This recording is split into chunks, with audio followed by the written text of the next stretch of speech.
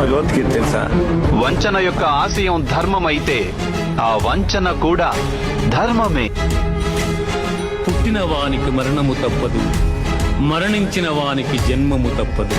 నేనే సత్యాన్ని, జ్ఞానాన్ని, ధర్మాన్ని. నా అనుమతితోనే మీరు యుద్ధం చేస్తున్నారు, నా అనుమతితోనే మీరు జీవించి ఉన్నారు, నా అనుమతితోనే మీకు మృత్యువు ప్రాప్తిస్తుంది. ఏ కాలమున ధర్మమునకు హాని కలుగును, అధర్మము వృద్ధి నుండును.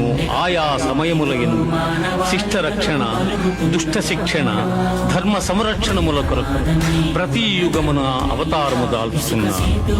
పొగ చేత అగ్ని, మురికి చేత అద్దము, మావి చేత శిశువు ఎట్లు కప్పబడును, అట్లు కామము చేత జ్ఞానము కప్పబడి ఉన్నది.